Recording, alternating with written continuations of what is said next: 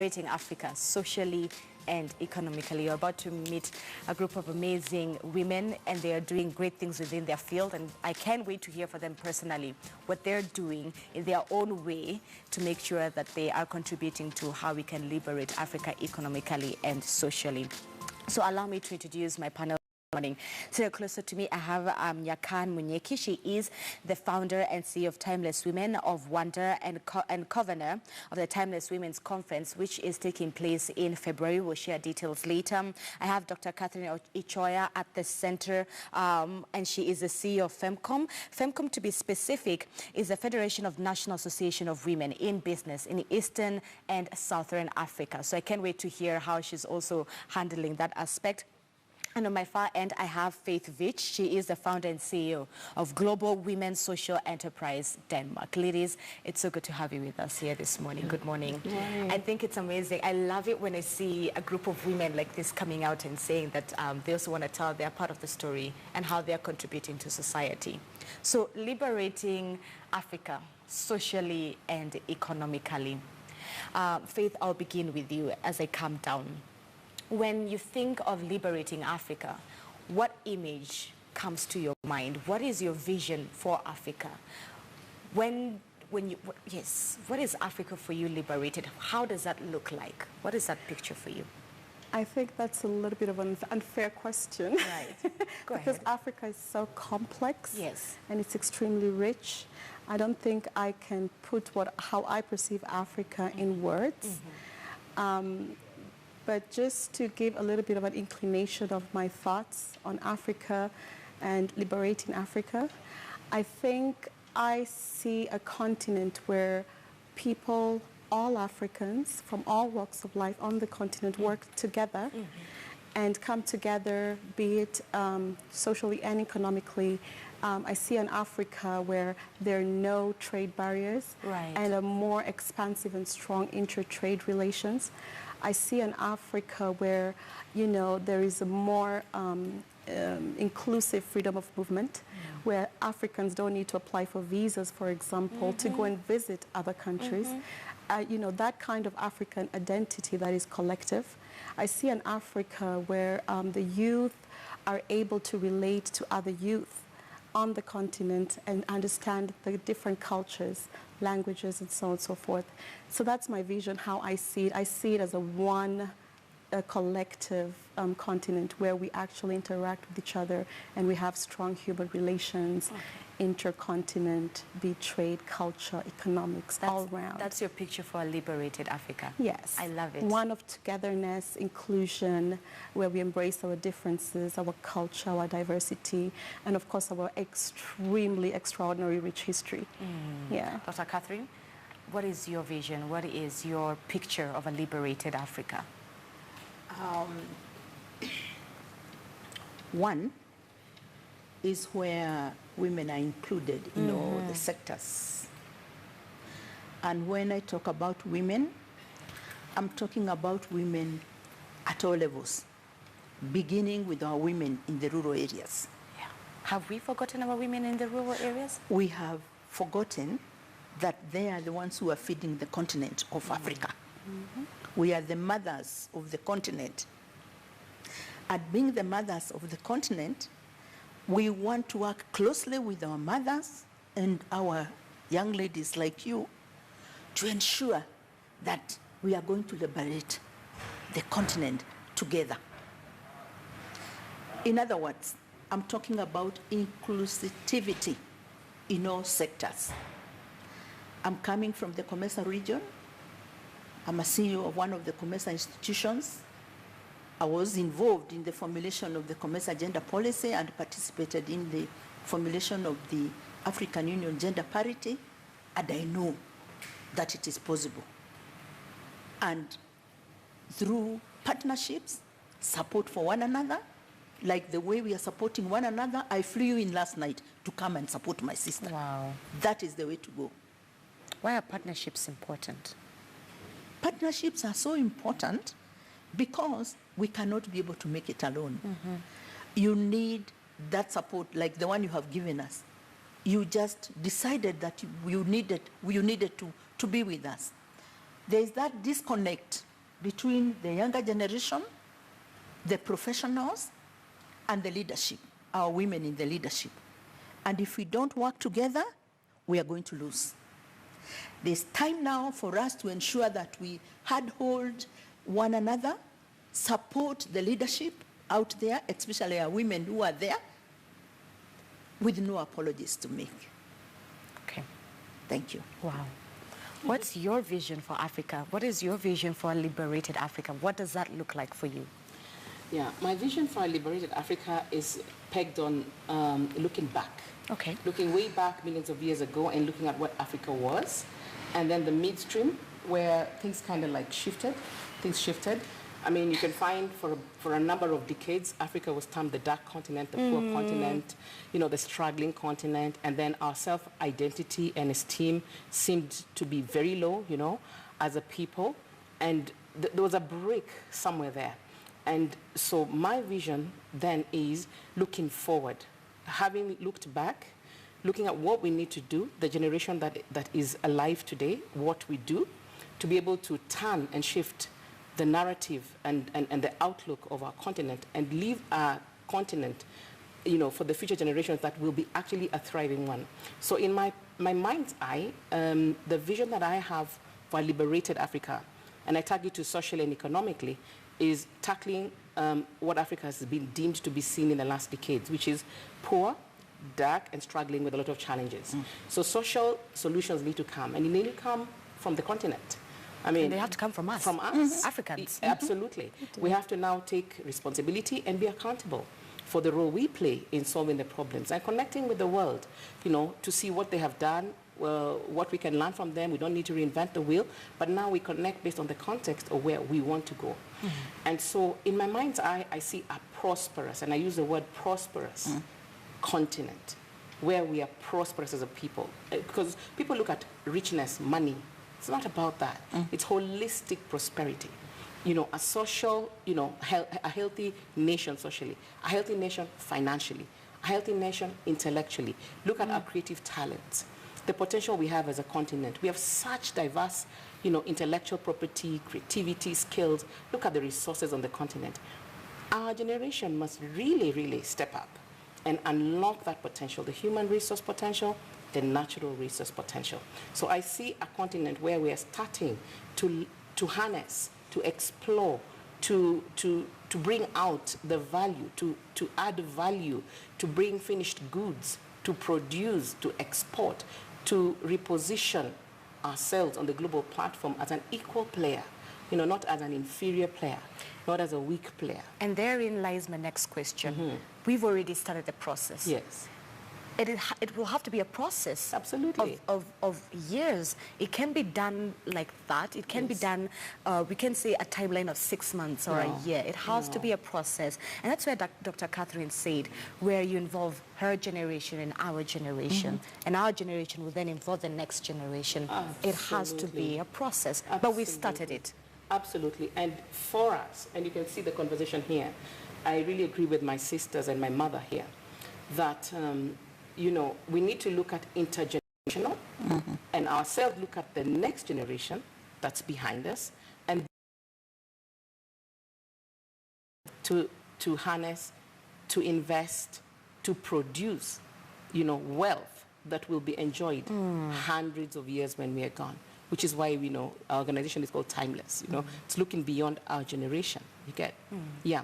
And collaborative working is so essential. Right. You know? Yeah. Faith, I was reading an article, and I think it's an article that I've continued to read over the years about Africa's young population, the youth. It was called A Ticking Time Bomb or an Opportunity. You have well described, especially for me, where we are as an African continent economically.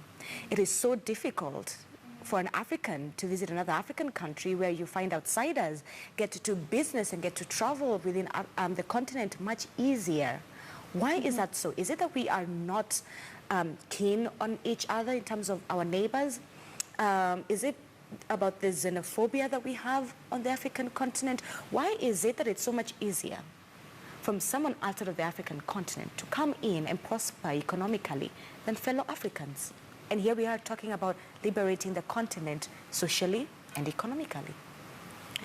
I think when I look at the way we relate to each other on the continent, when we meet other Africans, I've observed that we know very little about each other. Right. And I will just give a small example of the European context. Even within Europe, with their EU free movement and all that, they also sometimes disagree because they have very different cultures. And sometimes you'll see the back and forth between the different EU countries. And so I think it's important in Africa, if we're to be welcoming, you know, we need to know each other a little bit better. We need to understand each other. I think people tend to be more inviting to the people that they understand and they can relate to. And I think I'm an advocate for education. I think that for economies to do well, they need to really invest in their education. And if we create an education system that is inclusive, that has literature and knowledge, that involves knowledge and resources, and a curriculum that is centered around this collective vision for liberating Africa, then we will be more inviting and more accepting of each other. So it begins even at the academic level when I you're in think school so. and you're taught about the Ghanaian culture, when you're taught about the Swahili culture, the South African culture. And the languages. And the language. Yeah. First, I speak a few languages, and what I have learned, when I learn these languages, I automatically understand the culture better. Because there's certain things that you can't translate from, for example, Kikuyu or Luo into German or Danish. So that will automatically just you'll make a deep dive into the culture. So I think, for example, it would be interesting for a Kenyan, just when they speak, for example, Igbo, Hausa, or Wolof, they will, I guarantee you, automatically start to understand the culture, the nuances, the different things that go unsaid that you don't have a translation in Swahili, for example, and vice versa. So we need to start by learning and appreciating each other. Yes, and also have a curriculum and education that is focused on a collective vision. Right. I think when we put together a curriculum, whether it's public or private school, I think we should take into consideration why we are putting together this curriculum and what purpose does it serve. So why and for what? And this way we'll be able to know that we're working towards a vision. So when we put together languages, the math, why this kind of math process, sciences, I'm an advocate for STEM because I think it's important in innovation, in understanding technology. And Africans are really amazing. They're bursting with ideas. And I think if we just put everything into perspective, I think we can have a very powerful and strong collective vision and achieve it. There's something you say that really caught my eye. And that is the inclusivity of also women in the rural areas. Have we women, we learned women, we women in the city, forgotten about the women in the village and empowering them? Have we left them behind? First, I want to, I'll answer that question, but I want to build on what she has talked about. Please. And the question you asked, having coming from a regional economic community, COMESA, which is the largest regional economic grouping right now. We are 22 countries. Because the first and foremost is to acknowledge that we came from a very different policy environment, which was set out there by outsiders for us. It is now that we are realizing that we cannot be able to walk alone. And the good thing is that our leadership at the heads of states level, through African Union, have actually come up with policies. They are in place to say that we need to move together. The policies are in place. The challenge that will be there is how do we implement those policies? Right, from paper to... From paper, translating them into actionable activities. This is where we are here. This is where she's saying, how do we liberate? How do we make sure, ensure that those policies are translated into activities that will help us? It is us to do it. The leadership has already done it. So we have to take that mentor and move forward. So let me put back the question to you. What is COMESA doing? COMESA, good, that's a very good question that you have asked. And you would have wanted to ask me even what I'm doing. COMESA has various programs. programs that are dealing with the peace and security, promotion of trade in the region, working in close collaboration with other regional economic communities. And you may wish to know that as we speak today, we are talking about partnerships, for instance, between EAC and East Africa, SADC and COMESA, tripartite arrangements.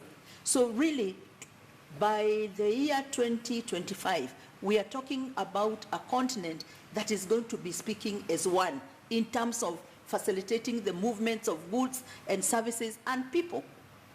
And I must say that West Africa is very advanced you have seen our women from West Africa who are trading very smoothly among themselves. That's where we are going to get. So what we are now saying, and that's why I embrace this idea that we are having with my sister here, is to say, how do we make sure that we move together with our women, even those women who are in the rural areas? Right. I'll give you a quick example. Kenya is doing so well. With the devolution system, we already have the structures in place. It is a question of now supporting the leadership, supporting our women who are there, supporting our women wherever they are, and the men, and the youth in particular, especially in the area of technology, to be able to work together to advance this agenda. You can imagine if, for instance, I want to give you an example of one of the projects that I'm pushing, cassava, for example. Please. Cassava is one sector that we can actually promote. Whereas you are saying you could have our women who are growing the cassava in areas where cassava can be grown, and our women who are in business, who probably would be off-takers in business, working at a PPP, public-private partnership, which we are already beginning to do, to ensure that those linkages are there. So you can see the role of the younger generation. You can see the role of our mothers. You can see the role of the transport, those in the transport industry, even if they are borders, because you have seen what they are doing at the border level. You see, so those linkages are the ones we are saying we have to make sure that we provide leadership in that area. All of us supporting our women who are out there and ensuring that we're using these structures and the policies that the government has put in place. Dr. Catherine, I can see you're very passionate not only about Africa economically, but your generation and my generation. Yeah. Why is mentorship important? You are very important because, you know, with these computers, I probably grew up as a bank manager. But even up to now, I still struggle with ICT, which is very different from what you are doing. At this age in time, we cannot do without working with you. You are faster. You look at what is happening like I said, in the area of technology, across the board. If you are talking about solar energy, whatever you are talking about, including you, the mere fact that you immediately decided that you needed to support us, we need you. We need to work together. But the challenges that we realize that is happening, and I think you bring it out, is there is that disconnect. Between your generation and my generation. Yes, and we have to deal with it. And I'm sure she's going to address that. I'm coming to you. Faith, I was seeing you nodding in agreement. There's a disconnect between the two generations. How do we even begin to bridge that gap to make sure that we are contributing to what we're discussing, the liberation of Africa socially and economically? I think we have to improve on our human relations and how we communicate with the youth. They're speaking really loudly, but it's almost like nobody's listening. So I think we have to work on listening and understanding what they're really taking, what they're telling us, whether it's verbal or non-verbal. We have a youth population that is enviable to a lot of countries and economy. And it would be a really sad story in Africa if we put this wealth and this resource to waste. Okay. They're brilliant, they're busting, and I think the responsibility of her generation it is really their responsibility to put their best foot forward and bring the youth on board and embrace them, and also transfer that knowledge and skills so that they're equipped to be able to tackle the challenges of tomorrow, like with the theme to liberate Africa socially and economically. She has really painted out the issue of the disconnect between both generations.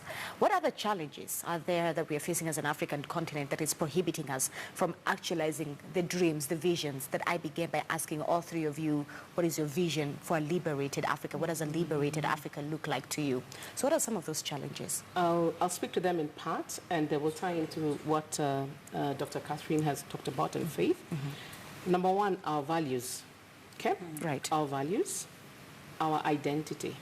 Okay, our mindset, the way we work very disjointedly, and we have an unhealthy competition rather than a collaborative approach. Right. So you find that, and then our planning system.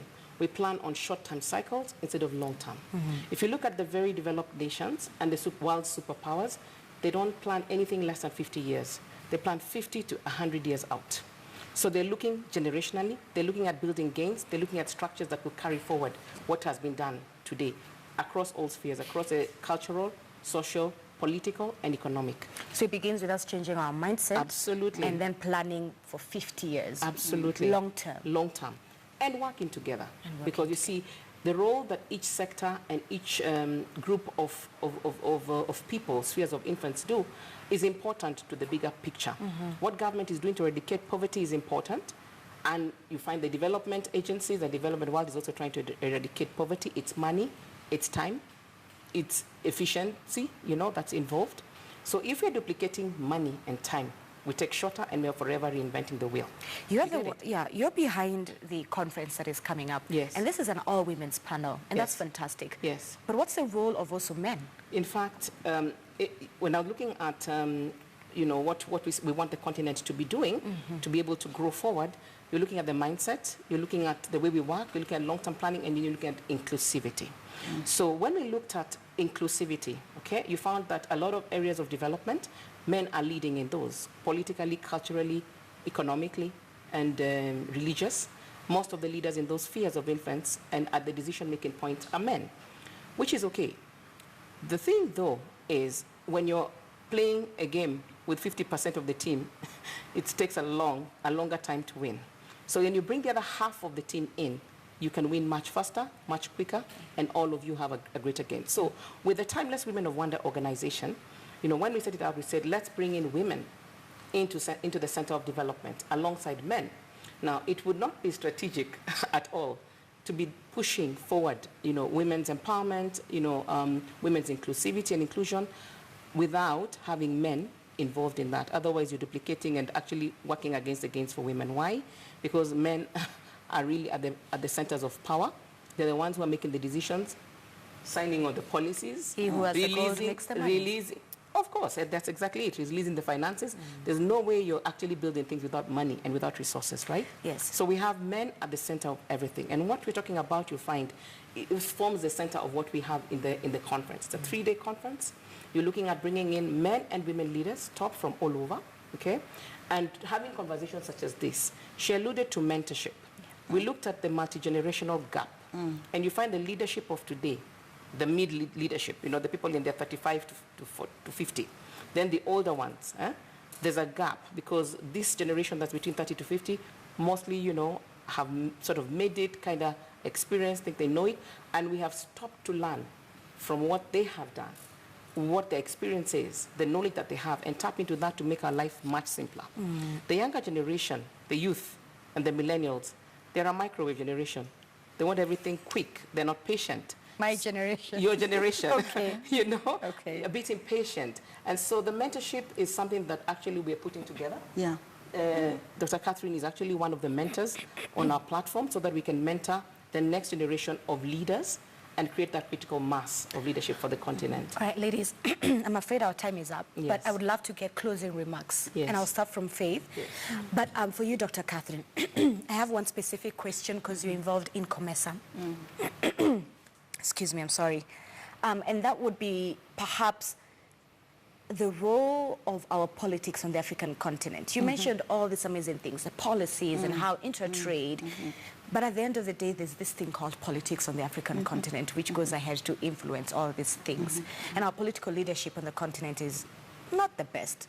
So how is it that politics is hindering us from achieving a liberated Africa? That's what I would love for you to answer and join it in with your closing remarks. But let me start from Faith as I come down. Faith, what are your closing remarks? I think I'll close my remarks talking about the Timeless Women of Wonder Africa conference and why it's important. This is a women's conference that has been organized by Africans for Africans and well-wishers of Africans. And I think it sends a powerful message to the world that we are not the women of the stories of poverty and malaria and the AIDS and all the negative stories that are told. And although these are real problems, I think it's also important for us to see ourselves in a positive light that shows women from different generations like Catherine and Nyakan, communicating together, supporting each other, working hand in hand, and a platform that was created by us that talking about our issues as we understand them and as we see them. So I think it's a really commendable initiative, and any woman who wants to join in supporting each other, whichever sector, I think you come in where you fit in and just contribute whatever you can contribute to liberation. So I just want to thank Nyakan for creating such a platform and an initiative. And I'd like to thank Catherine also for her really unequivocal commitment to really trying to share with us her knowledge and experience. Beautiful, Dr. Catherine. And I also want to thank you for creating this platform, because just 3 women from different generations, you said yourself you're a millennial, right? So we are all different women in different walks of life at different stages in our life, and you've created the platform for us. Thank you and so you're much. showing a different story. Thank you so much. Ladies, I'm afraid that I've been told our time is completely up, but I'd love to get both of your closing remarks, so I'm afraid we'd have to end it here. But for the Timeless Women Conference for 2019, I am told this is their 5th conference, and it will be taking place between the 13th of February to the 19th of February. So this conversation might have ended here, but if you still want to be part of it, it will be at the KICC. Those